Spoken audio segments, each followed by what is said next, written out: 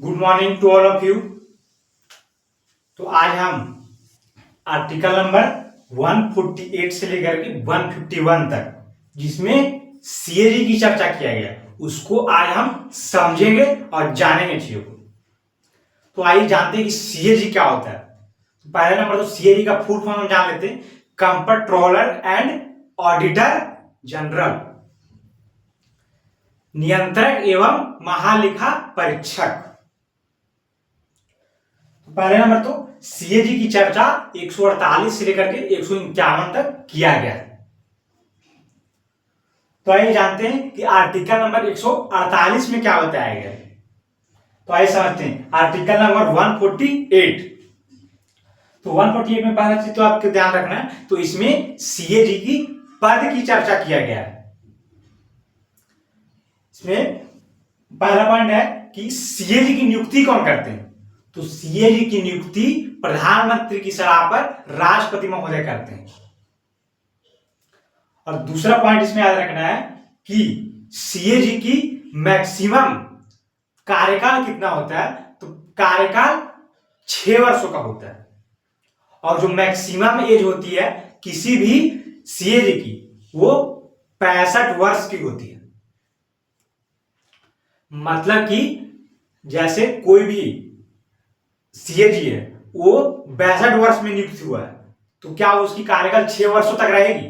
तो ऐसा बिल्कुल भी नहीं है। वो 65 वर्ष तक ही कार्यकाल को संभाल पाएंगे। वहां से 3 वर्षों के बाद वहां उनको रिटायर होना पड़ेगा।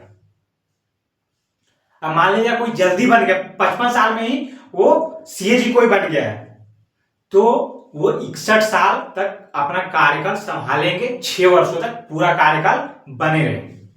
तो ये है इसका मतलब। तो आइए आगे बढ़ते हैं आगे कंसेप्ट में। आगे है कि सीएजी को अगर हटाना है तो हमें महाभियोग जैसी प्रक्रिया लानी पड़ती है। महाभियोग नहीं उसको कह सकते, लेकिन हम इतना कह सकते हैं कि महाभियोग जैसी प्रक्रिया लानी पड़ती है। आइए आगे बढ़ते हैं। तो आगे है कि सीएजी अपना त्याग पत्र किसको देंगे। तो सीएजी अपना त्याग पत्र राष्ट्रपति को देते हैं। ये चीज आपको याद रखना है। लेकिन यहां पर एक और सवाल बन सकता है कि क्या किसी भी मंत्री परिषद का कोई सदस्य सीएजी बन सकता है? बिल्कुल भी नहीं, ऐसा नहीं बनाया जा सकता है। कोई भी मंत्री परिषद का सदस्य सीएजी नहीं नियुक्त किया जा सकता है।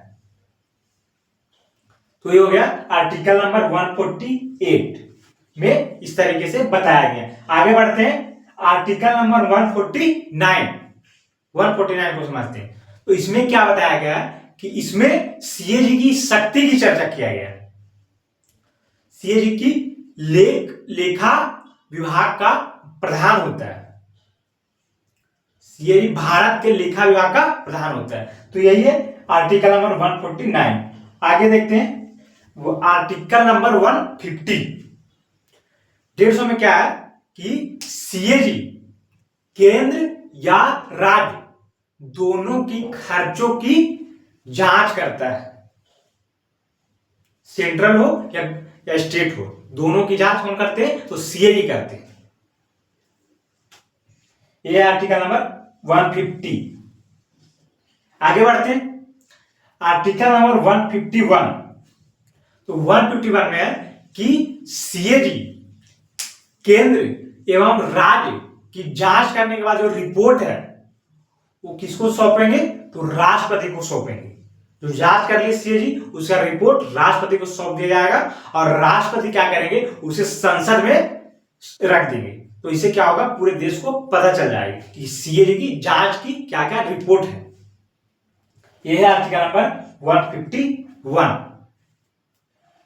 और एक चीज और आपको नोट करके लिखना है और उसको याद रखना है रिमार्क के तौर पर कि सीएजी की रिपोर्ट की जांच कौन करते हैं? तो लोक लेखा समिति करते हैं। क्या याद रखना? लोक लेखा समिति सीएजी की जांच की रिपोर्ट करते हैं।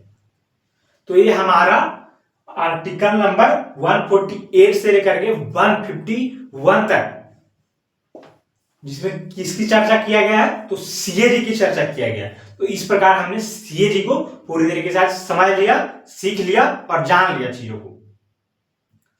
और हम इसी प्रकार आर्टिकल नंबर 151 के साथ ही हमने भाग नंबर 5 जिसमें था द यूनियन संघ, जिसमें 52 से लेकर के 151 आर्टिकल तक चर्चा किया गया है। तो इस प्रकार से हमने आज आर्टिकल नंबर 151 भाग नंबर 5 को पूरी तरीके से कंप्लीट कर दिया, जो कि सबसे इंपॉर्टेंट मैंने बताया था आपको, सबसे महत्वपूर्ण, सबसे ज्यादा आर्टिकल और सबसे इंपॉर्टेंट भाग जो है भाग 5।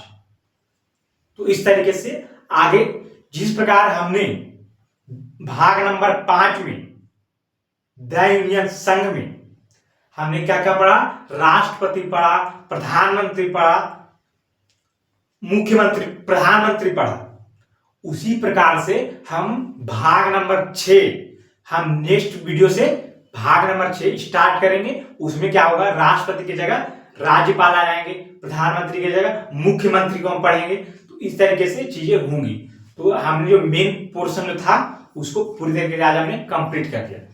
तो मिलते हैं, आप लोग इसको पहले नोट्स कर लीजिएगा, मैं साइड हट जाता हूं, आप इसको रोक के एक बार नोट्स बना लीजिएगा।